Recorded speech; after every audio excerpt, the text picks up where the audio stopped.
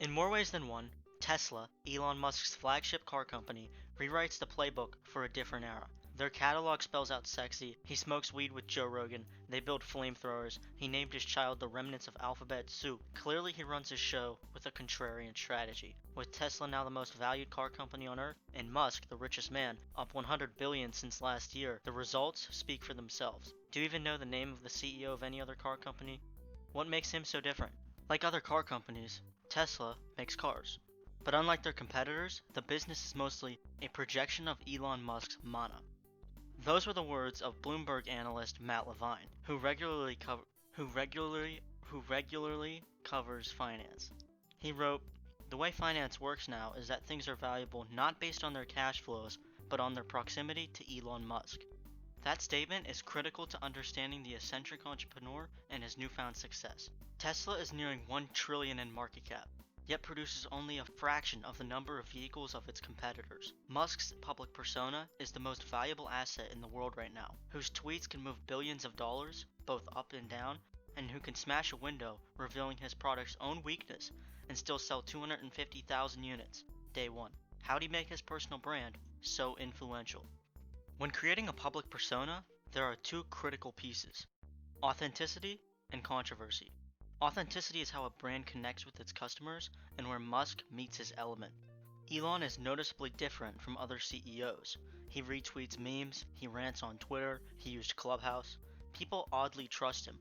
Keep in mind, most Americans think pretty negatively of billionaire CEOs, particularly younger, college-educated Americans, Musk's core. To appear genuine, you have to give something up. You have to look bad every once in a while. Nobody trusts a portrait of perfection as it looks crafted. When done right, authenticity lands you a large fan base who can relate to you and aspire to be like you. Elon Musk is one of the most followed accounts on Twitter, and Tesla the largest community for cars on Reddit. Controversy gets your name out there. If it bleeds, it leads. Even better, a great way of getting everyone's attention is by saying or doing something stupid, which also makes you appear authentic and relatable, like you're human. Once already well known, every word that comes out of your mouth will be twisted by journalists desperately trying for attention, hit pieces, and otherwise. This generates a feedback loop. Fame brings more fame. He becomes a keyword, people debate whether this action was right or wrong, everyone is talking about him, and his fame keeps growing. These qualities might bring to mind a familiar name: the former president. People love Trump. Many claim he says it like it is. Remember when he mocked the disabled reporter? There was zero political reason to do so. And that's the point. It looks terrible from whatever side of the aisle you happen to be on, but it makes him look believable. The caricature he's selling you isn't fake. The similarities don't end there. Both have cult-like followings among their large fan bases. A symptom of an authentic celebrity. Tesla doesn't do advertising. The company spent $0 on marketing in 2020. But because of Elon Musk's fame, he's become a keyword. They don't have to. People make YouTube videos that are ads themselves. Better yet, many of these videos have greater reach than traditional ads, and because they're more authentic, a much higher conversion rate. Say a video gets 5 million views about the new Tesla.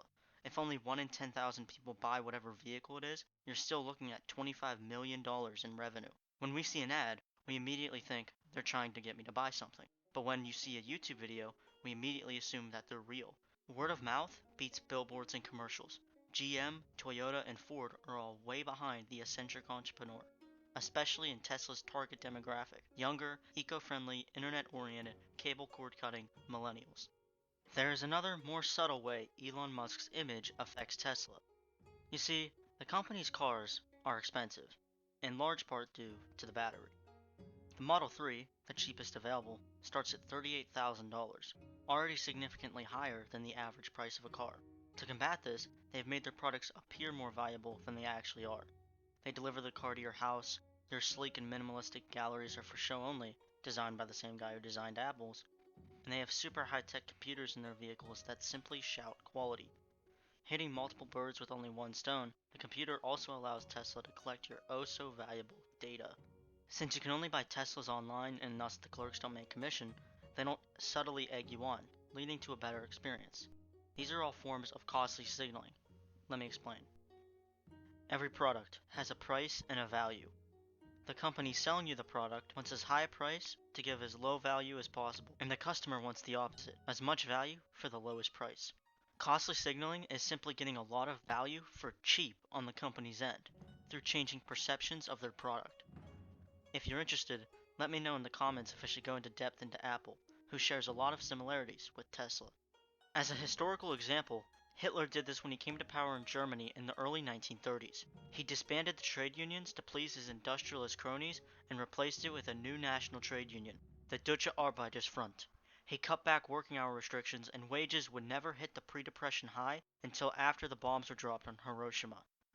But he replaced it with vacations, free tickets to theaters, sports training, the famous Pura complex that was never finished. Experiences most workers wouldn't have. It's cheap value. Getting value on the cheap requires the buyer to perceive the good as more valuable than it actually is. In this case, all of the more imagistic experiences were seen by the public as more valuable than wages or working restrictions. Meanwhile, in actuality, the wages and working restrictions were actually way more valuable than the imagistic experiences. Hitler knew that, and that's why he did it. Elon Musk, widely seen as the wacky entrepreneur who wants to send mankind to Mars, boosts the status of his vehicles not only socioeconomically, but culturally. Being environmentally friendly is highly valuable today, a luxury belief, if you will. The term was coined by Rob Henderson to describe the phenomenon in which people in the upper class distinguish themselves from people below them by holding certain values, political and otherwise. This means that people who buy a Tesla not only benefit status-wise from being upper class to buy a top-tier car, but culturally from being with the consensus that protecting the environment is good. Moreover, Tesla's target market, young millennials with college degrees, are the most likely to lean politically left and overwhelmingly support efforts to counter climate change. Young millennials also have a lot of market potential. They have high incomes and few kids. More imagistic products and celebrity endorsements boost perception.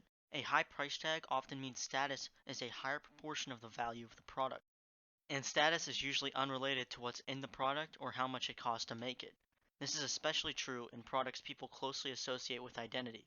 What you wear and what you drive are the quintessential examples. Beauty and cars have large luxury markets for this reason. Musk has also mastered controlling the narrative. He has nailed the ability to convince people of faraway dreams that they can be real. As Evan Burfield writes, building an entire civilization as though it's a simple math problem that needs to be worked out. As soon as we can hammer out the numbers, we can pack our bags. In order to have a self-sustaining city on Mars, there would need to be millions of tons of equipment, and probably millions of people. So how many launches is that? Burfield continues, saying that Elon's ability to break down long-term goals into numbers helps him as CEO, both in the boardroom and in the public eye. This much influence grants Musk many benefits. Most young engineers have dreamed of going to space at least a few times, by far the most important one being access to talent. You see, running companies is really hard. You need the best of the best to operate effectively, to take advantage of new opportunities, and to steer clear of potential pitfalls. The brand gives SpaceX, Tesla, and Neuralink the ability to recruit new talent much easier, to not only move towards their goals, but to eventually become profitable. I would like to refer you to the website marketingexamples.com. Their article on Tesla was a major influence in the contents of this video and inspired the process. I love the website personally and highly recommend you use it. Link is in the description. Thanks for watching. Peace.